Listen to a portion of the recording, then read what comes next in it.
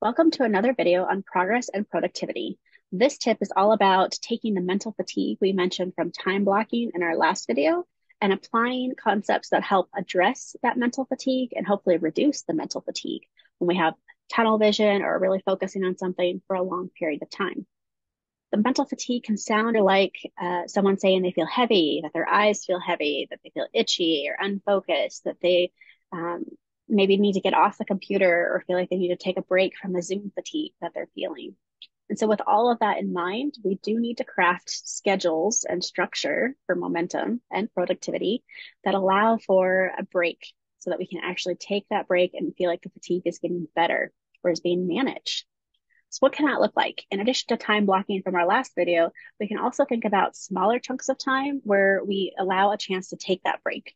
So maybe with someone who has heard about different strategies with ADHD, for example, they might be told, okay, in a 30-minute window, you have 20 minutes of intense focus and then 10 minutes of a break. What you do with that break is open to whatever you decide. Maybe that means you're getting up and stretching your body.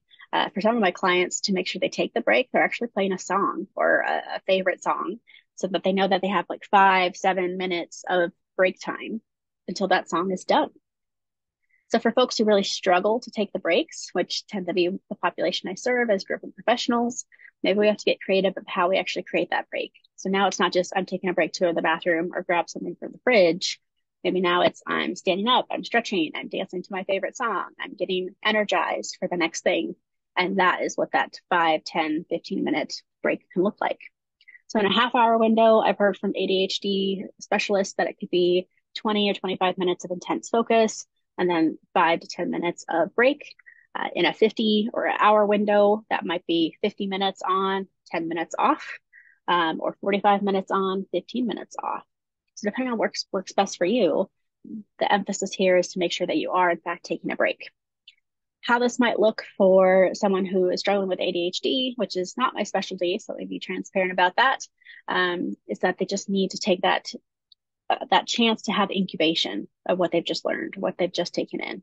So by stepping away physically or mentally, by stretching, by moving the body, by hydrating, by eating something, they're giving their body that chance to absorb what has just been focused upon and not enter into mental fatigue quite the same way.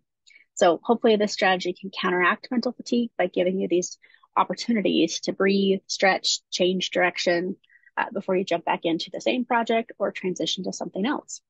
So to recap, the tip for this video is really about not just time blocking, but to allow breaks and space between moments of focus in a 30-minute window or a 60-minute window is kind of what we're hearing and tracking now in the community.